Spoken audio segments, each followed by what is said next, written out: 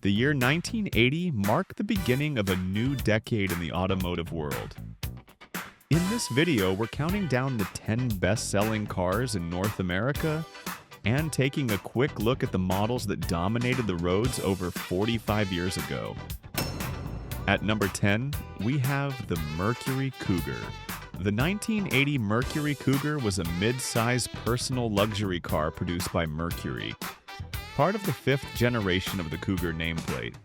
It marked a major downsizing and repositioning of the model, adapting to new fuel economy demands of the late 1970s and early 1980s.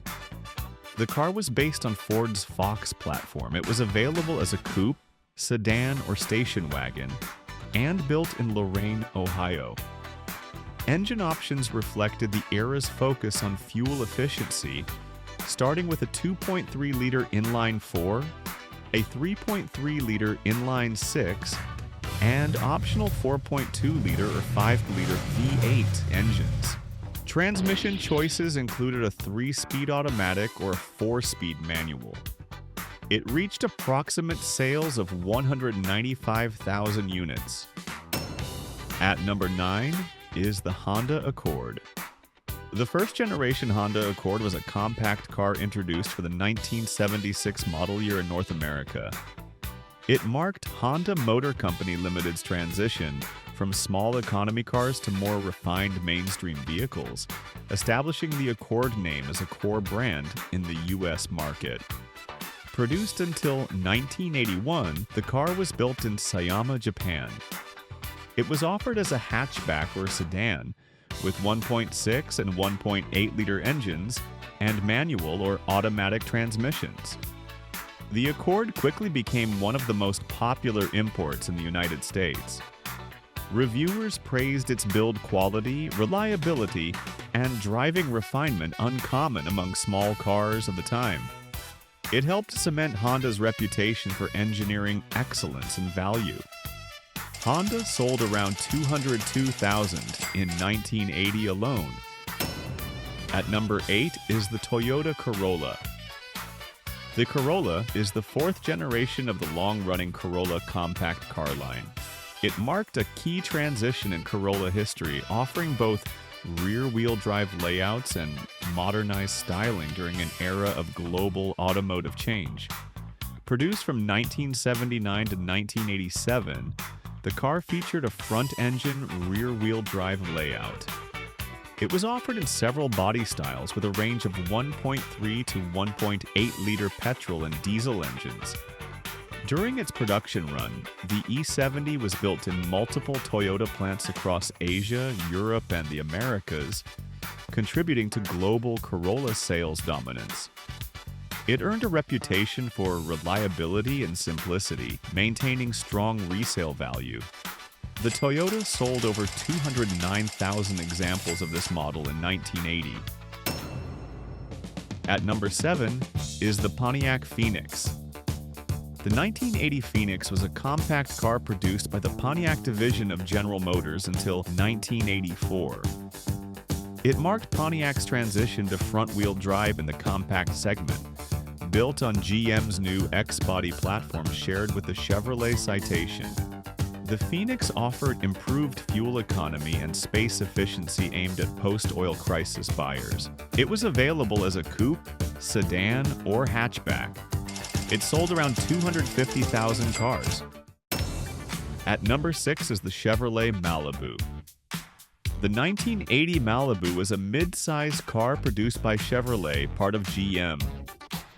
It belonged to the fourth generation of Malibu models, notable for introducing a more compact, lighter rear-wheel drive design following the downsizing trend of the late 1970s oil crisis. Produced from 1978 to 1983, it was offered as a coupe, sedan, or wagon with inline-6 and V8 engines paired with manual or automatic transmissions.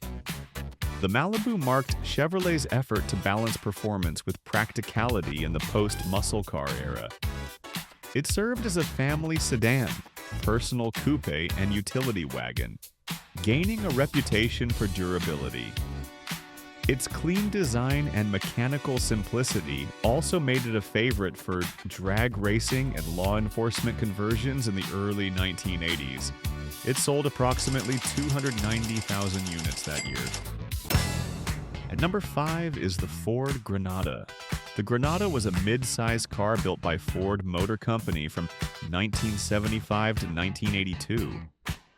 Intended as a downsized luxury model, it replaced the Ford Maverick and was positioned against European sedans such as the Mercedes-Benz 280, offering comfort and styling cues in a smaller, more fuel-efficient package. The mid-size car featured a front-engine, rear-wheel drive layout. It was built at several U.S. plants and was later replaced by the Fox platform Ford Ltd. It sold around 300,000 units. At number 4 is the Chevrolet Impala. The 1980 Impala was part of the fourth generation of the full-size Impala line, produced from 1977 to 1985, representing a continuation of Chevrolet's downsized, fuel-efficient redesign of the late 1970s, built for comfort, affordability, and wide family use. The car rode on GM's rear-wheel drive B-body platform and was offered as a coupe, sedan, or wagon with V6 and V8 engine options. The Impala remained Chevrolet's entry-level full-size car, positioned below the Chevrolet Caprice. It appealed to buyers seeking value and roominess without the added luxury or cost of higher trims. Chevy sold around 380,000 units. At number 3, the Ford Fairmont. The Fairmont was a compact and later mid-size car produced by Ford in North America until 1983. Introduced as a replacement for the Ford Maverick, produced from 1978 to 1983, the car was based on Ford's Fox platform, which would underpin numerous models for decades. It was offered in several body styles with 4, 6, and 8-cylinder engines, before being succeeded by the Ford Tempo. The Fairmont was Ford's first car built on the Fox platform, developed for improved efficiency and versatility during the fuel-conscious late 1970s. Ford sold around 434,000 units. At number 2 is the Oldsmobile Cutlass. The 1980 generation Cutlass marked a major downsizing for the popular mid-size car line produced by Oldsmobile. Built on General Motors' new rear-wheel drive G-body platform, this generation emphasized improved fuel efficiency and lighter construction while retaining the comfort and style that made the Cutlass a top seller. Produced until 1988, the car was based on GM's G-body platform. It was available as a coupe, sedan, or wagon, with a range of 6 and 8-cylinder engines and manual or automatic transmissions. The 1980 lineup included several submodels: Cutlass Supreme, the most luxurious and best-selling; Cutlass Calais, sport-oriented; Cutlass Salon, and the Cutlass Cruiser wagon. Each offered distinctive grills, interior trims, and option packages targeting different segments of the midsize market. Despite growing competition and tightening emission standards, the Cutlass remained one of America's best-selling nameplates in the early 1980s. Its combination of traditional Oldsmobile refinement and modernized design helped sustain the brand's strong market presence through the decade. Oldsmobile sold exactly 469,573 units.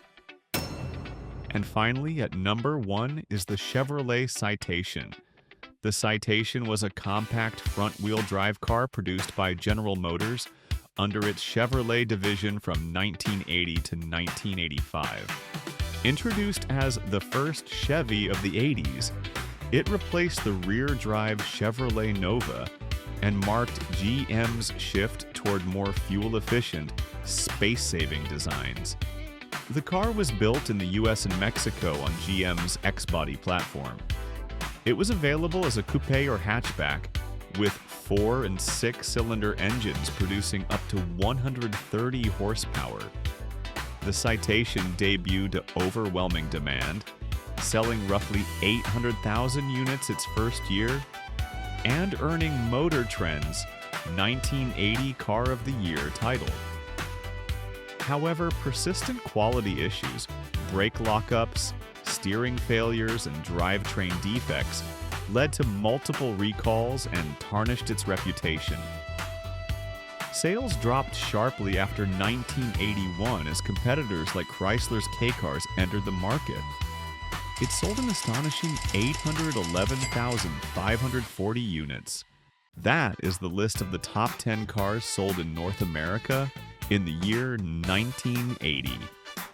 The standout story of 1980 was the Chevrolet Citation, which became the best-selling car in America with over 800,000 units sold, thanks to its front-wheel drive layout and good fuel economy following the energy crises of the late 1970s.